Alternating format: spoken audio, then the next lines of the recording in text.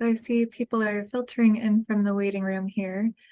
This is the weekly webinar for the HEALEY ALS Platform Trial. We're tuning in live from the HEALEY and AMG Center at Massachusetts General Hospital in Boston. I'm joined by my colleague Allison Boulot. I'm Catherine Small, and the two of us work hand in hand as the patient navigators for the platform trial. And this week, if we head to the next slide, we're excited to be talking to you about the special topic of expanded access and providing some updates on that front. So once these numbers stabilize here and people join from the waiting room, I'm going to hand things over to Dr. Suma Babu to provide an update about EAPs.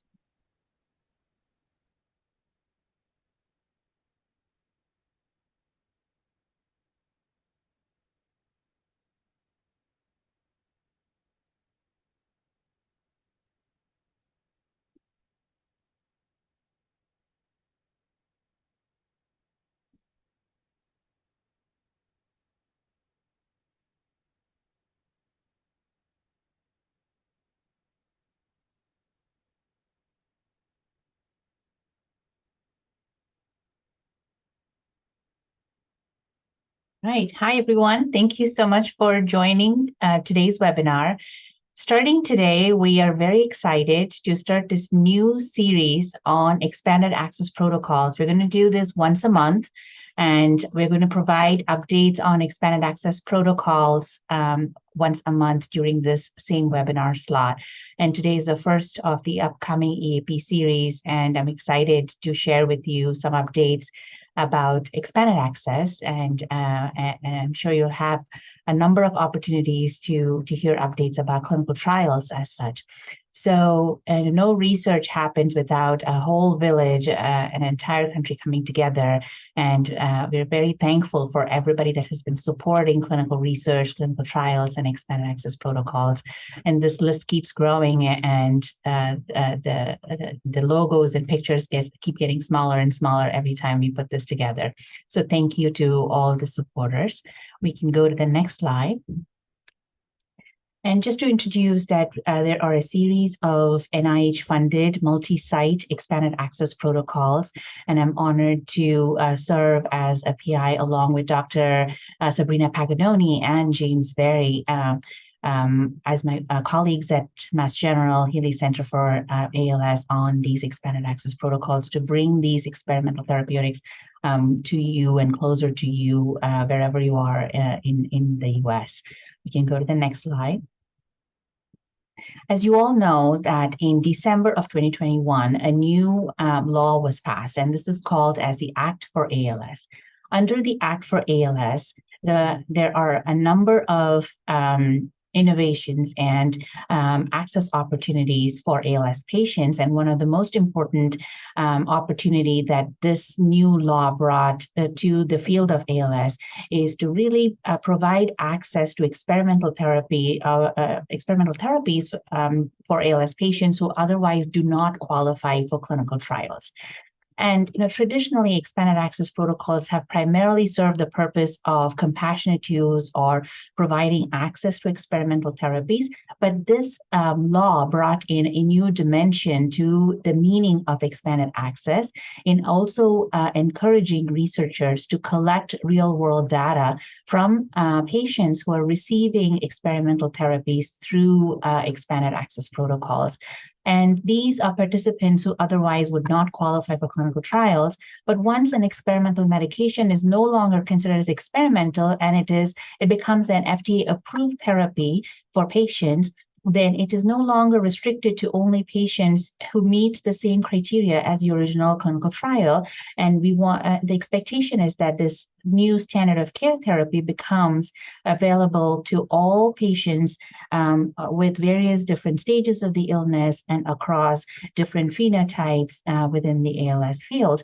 And so in order to be able to get that generalizability of these new therapies, we want to start early, and we want to try to understand, what are the effects of these experimental therapies on patients who are not in clinical trials, and what's the long-term safety like? Can we get efficacy data from the real-world cohort?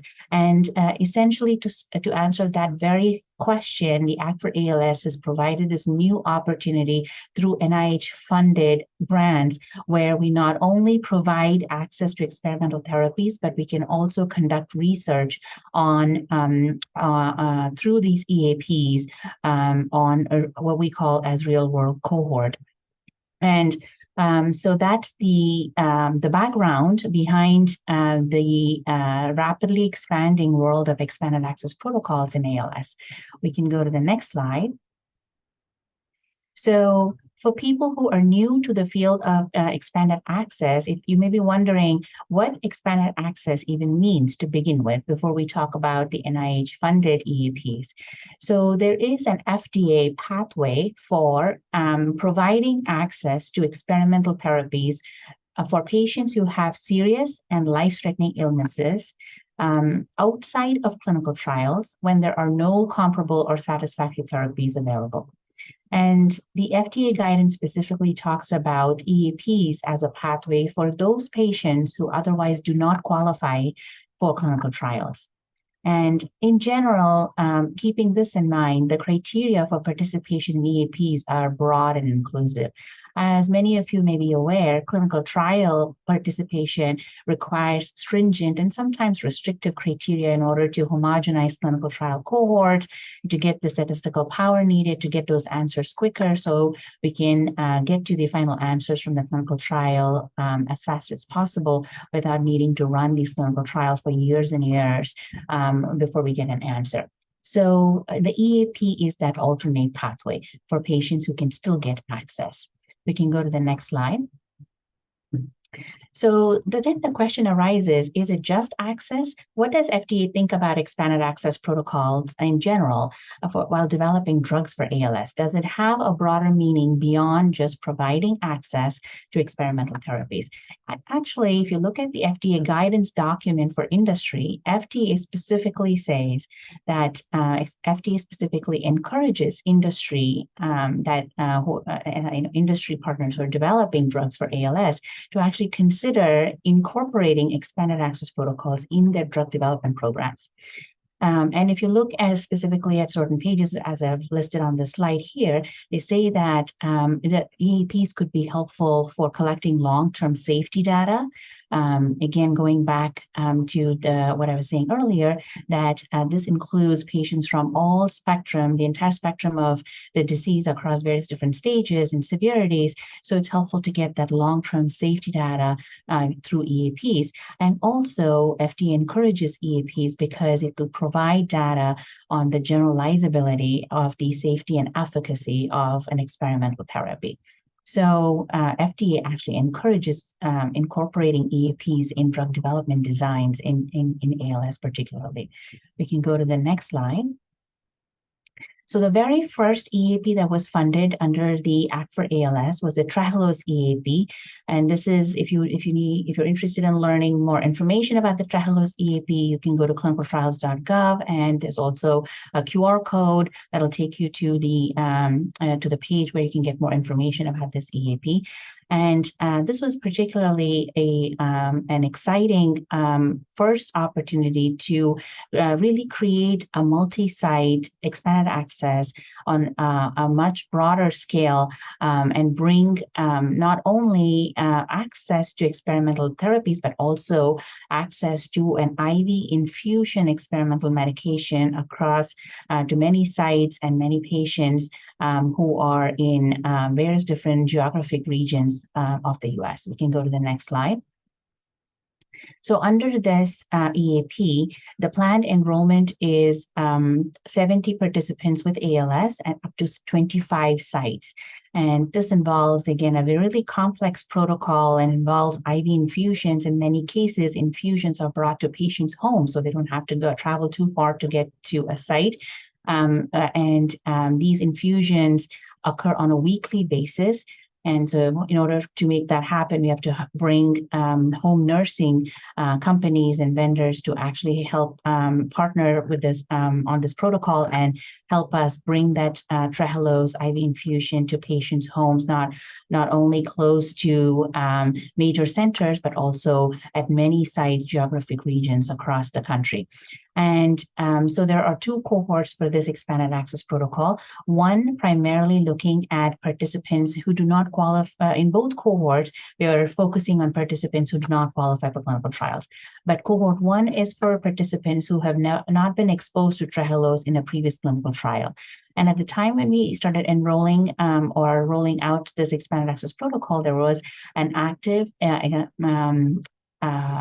phase 2 clinical trial in the platform trial that was testing the same IV Trelos infusions. So this particularly is for participants who have not been a part of the platform trial, regimen D of platform trial, and were naive to Trelos as such. And cohort 2 is for those participants who have already participated in the regimen E of the platform trial. They've completed participation or they have rolled over from regimen E, and they would like to continue to get access to Trelos beyond what the platform trial could offer. So this, again, is a broad variety and a broad range of patient population that are enrolled in this particular EAP. And in both cohorts, the important criteria that we have to adhere to, which is written into the law, is that participants, even if they're rolling over from the platform trial, they should still meet the criteria for EAP that they do not qualify for other reasonably accessible clinical trial as such. We can go to the next slide.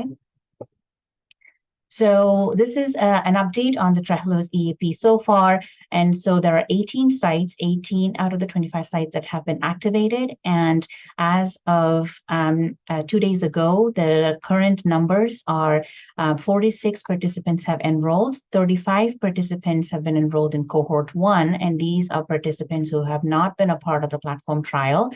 They are naive to Trelos, and they're participants who don't qualify for other trials. And from cohort 2, these are participants who are rolling over from regimen E. We have had 15 participants enroll in the EAP, and 7 additional participants are currently in screening or scheduled for screening. And 7 sites are currently in startup. There are a number of different elements that go into site activation for sites who are still in the startup, including contracts, IRB approvals, and collecting all the regulatory documents, training all the site staff, and making sure that all local site requirements are met before each site is allowed to bring their first participant in for the expanded access protocol. And so the 7 sites that are in startup are somewhere in this process of finishing up the startup processes and getting ready to bring their first participants in. We can go to the next slide. So the enrollment for this EAP is on track, and there is a really wonderful interest. It's such a pleasure to see such great interest in the community to be a part of EAPs such as this. And this is just a map of the US showing where all the sites are located. Whatever is in purple are already sites that are activated, and the ones who are in startup are highlighted in orange. And this is a list of all the sites that have been activated to date. And it is very exciting, since the very first participant enrolled in this EAP, it's been only 7 months, and we have almost reached that 70% mark of the target enrollment for this EAP. And it's on a rolling basis, and enrollment is really picking up for this EAP on a weekly basis. These numbers keep changing, which is really, really exciting. You can go to the next slide. And so in addition to the excitement that the Trelos EAP brought to the community this year in 2023, there were 2 additional NIH-funded expanded access protocols that were announced as being awarded to the Healey Center for ALS. And this is really, really exciting for the ALS community and for all of us to partner with all of you for these new EAPs. One of them is an experimental medication called protopine. We'll talk about that in just a little bit. And the other one is an experimental medication called RAPA 501. One is an oral medication and the other is an infusion. We can go to the next slide. And we have just been awarded both of these EAPs, and we are very, very busy in the startup phase of both of these EAPs. And just to give you a preview of what goes into starting up such a large multi-site EAP, so there are several elements that have to happen before sites are ready to actually bring their first participant in and provide access to these experimental medications. So, the key elements include making sure that all the contracts for each and every site is in place and the IRB approvals are in place, both at the central IRB level as well as for any local regulatory requirements that a site's IRB may have, and making sure that study monitoring, the electronic data capture system is set up, all the vendor contracts are in place. And we are currently in the process of site selection as well. So we have sent out a site interest survey to all NEALS consortium members, asking for their interest to participate in the EAP, in the protopine EAP. And we're looking at the site interest forms and in the process of site selection. And so once the sites are selected, the contracts and the IRB processes are underway. And once this is completed, we'll be launching staff training for the study-specific training that every study staff member at each of the sites will have to undergo, so that the study is conducted in a standardized way across each and every site. Data is collected in the same standardized way. The study medication is administered in the same standardized way across multiple different sites. We can go to the next slide. So this is giving you more information about the protopine expanded access protocol. For those of you who are interested, you can take a picture of the QR code and that'll bring you to the clinicaltrials.gov and has more information about the inclusion and exclusion criteria and what is involved in the EAP as such. And we can go to the next slide.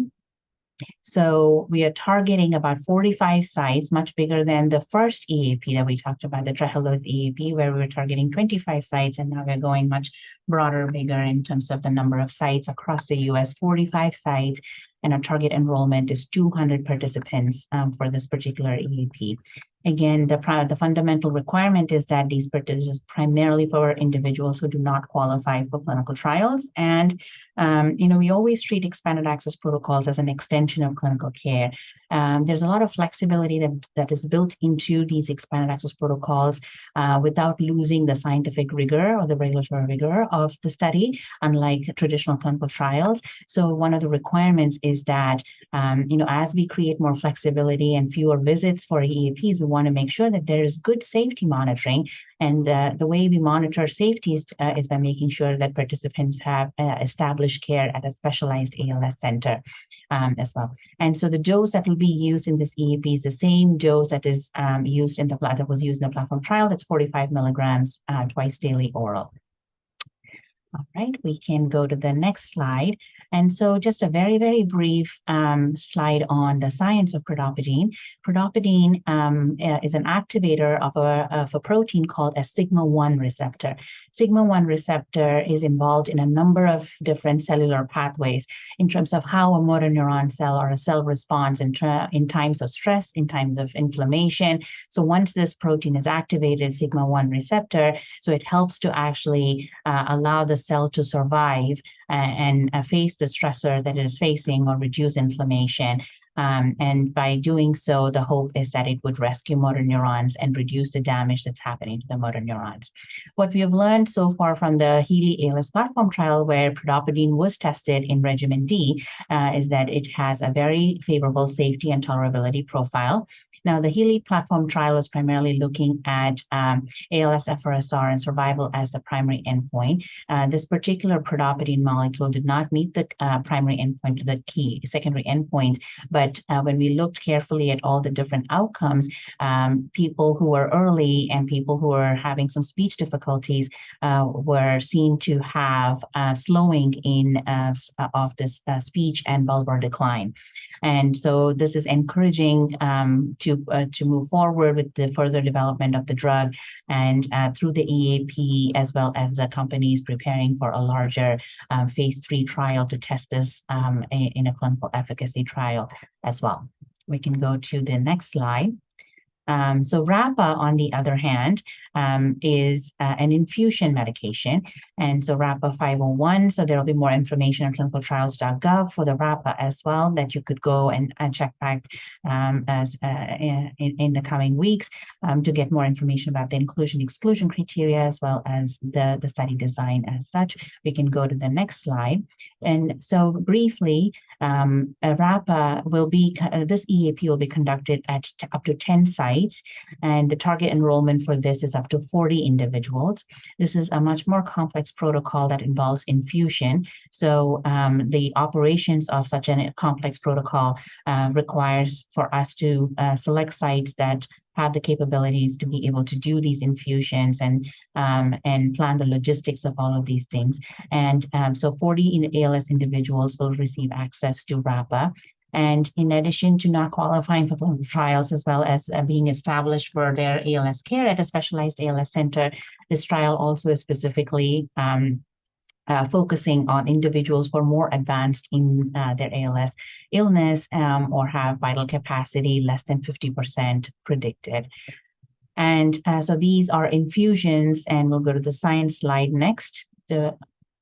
And so briefly speaking, this anchors on the theory that the immune system in ALS is altered.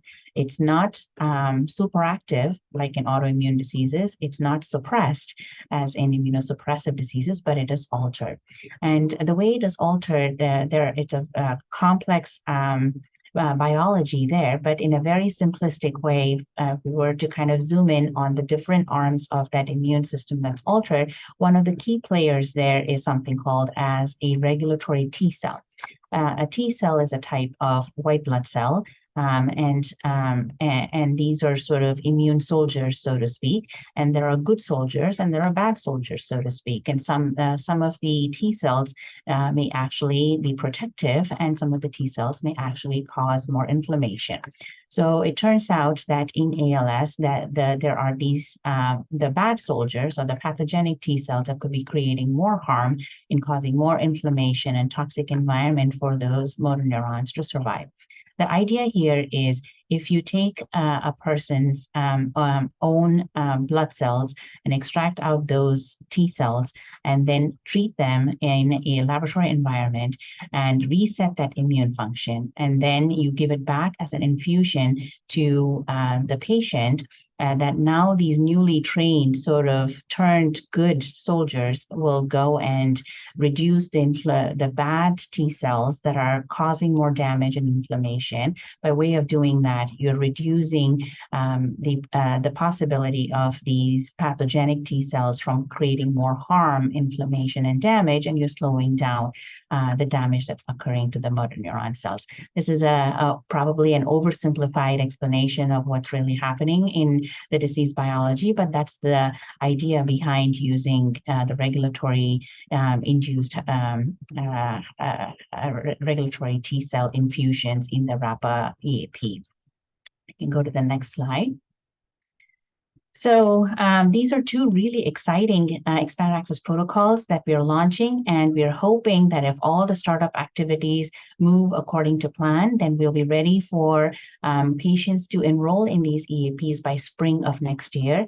And so we have a website on the Healy Center. We have a web page on the Healy Center website that's dedicated to expanded access protocol, and our team is really very busy building content for these EAPs with all the new information that we're gathering about EAPs. So please make sure that you take a picture of, use the QR code and save that web page or bookmark it so you can come back in the future weeks or future months to get more information and updates about EAPs. So that's a web page to save. In addition, there's a lot of information on the FDA website about expanded access protocols. So there's a link on this slide for you to consider. And the NEALS website also has a dedicated web page on expanded access protocols as well. And so, please take advantage of all these resources that are available to you. With that, I think there are several questions in the Q&A and chat. We can get to those. So there is one question here about any update on timing of regimen F or G expanded access programs. And my family and I are so grateful for everyone at Healy. Thank you so much for your kind comments. And as soon as we have information about any of the EAPs for newer regimens, we will be sure to provide through these webinars as well as through our website as well. So is there CNM AU8 EAP pending? Yes, thank you for asking this question. So in addition to the two EAPs that the Healy Center for ALS was awarded by NIH, the protopine and RAPA 501, as CLEAN has an expanded access protocol in addition to a smaller EAP that we have been running as companion to the Healy ALS Platform Trial. And this EAP, it's also very, very exciting news that this EAP has been awarded by, a much larger EAP has been awarded by NIH to Columbia University. And in collaboration with Columbia, there will be multiple sites and multiple patients will be getting access to this. In one of the future webinars on these EAP series, we are hoping to actually give you more information about the CLEAN EAP as well. So stay tuned for that as well. And there's another question here. While the FDA, that's a great point. While the FDA is supportive of EAPs, it should be noted that decisions to offer a drug via expanded access solely rest with the company, and few offer it. And thankfully, Act for ALS has created a few EA opportunities. It's actually very, very complex. The entire operations of EAPs, as well as decision in terms of who would offer a drug under an EAP and under what circumstances, is actually a complex case scenario. The one thing we should know is that, as I had mentioned earlier during my talk, unlike clinical trials where there is an extremely tight, controlled clinical trial environment where there are more frequent visits, more blood draws, and you're checking the safety, monitoring all of these things, here, EAPs bring more flexibility. And it is really treated as an extension of clinical care.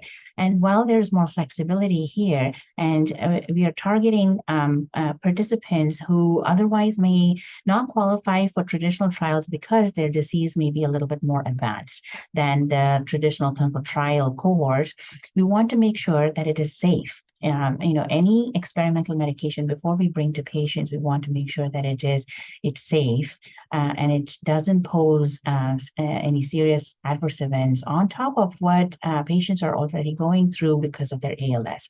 So safety is an important criterion that a number of companies will use before they open up expanded access opportunities. And several companies actually have their own internal rules in terms of how they would handle expanded access requests, and it's not uniform across multiple different companies or multiple different drugs within a same company as well. So yes, we're all thankful that the Act for ALS has provided this new opportunity to expand EAPs in a central coordination center way where we can use all the efficiencies of a central IRB, central contract systems, all of these things to bring these experimental medications to patients, not only at MGH or a larger center, but actually at multiple different centers across the US. Really exciting times. And then who determines local requirements and how do they vary across sites is another question. So it's really about the local requirements is referring to the local site that is partnering with, for the protopine or RAPA, it would be the Healy Center. For CLEAN, it would be Columbia. So the local site and their IRB and their study team may have certain operational considerations. It may depend on what their IRB is requiring. It may depend on what their study team's bandwidth is. It depends on what their volume is that they're looking at in terms of a demand and supply match. So there are a number of these considerations that go into this.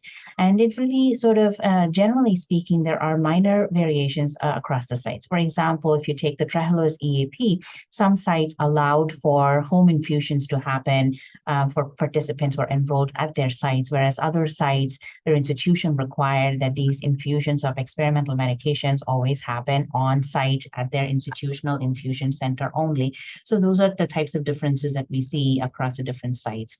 And So there's another question. Are the 3 EAPs limited to the US? Currently, that is the case because it is again under the Act for ALS, and it is an NIH-funded study. So currently, all participants would have to, the sites would have to be within the US. All right. And there's a question about how much did NIH award to each company anyway. So all of that information is actually public information. You can go on the NIH reporter and you can get information about the funding and the costs for each of the EAPs that have been funded there. All right. I think those are generally the questions here. And there's one more here. Can an ALS participant be in multiple EAPs? Yes. So most of it really depends on if there are 2 EAPs, it really depends on what the requirements are for both of the EAPs. So even if there's one EAP that may allow for a participant to be enrolled in more than one EAP, the other EAP may not allow for that to happen because, again, going back to EAPs are a source of not only access, but also safety monitoring, collecting real-world data. So we want to be careful about how the true experimental medications interact with each other and how do they affect the safety labs, biomarkers, because we're conducting research on these as well. So that is important to consider. I think that is all the questions here. A very, very interactive group. Thank you for all the questions and comments. And Catherine. I'll just close by saying a huge thank you to you, Dr. Babu, for providing that update, and that we are excited, as you mentioned, that this is going to be a more regular topic for discussion. We're going to try to do it on the second Thursday of each month moving forward into the new year. And I'll put a plug for next week as well, that we're really excited to have representatives and scientists from Denali Therapeutics joining us. So next week is another hot topic. If anybody has questions about regimen G and the science behind DNL 343. So thank you again, Dr. Babu. Thanks, everyone. Bye.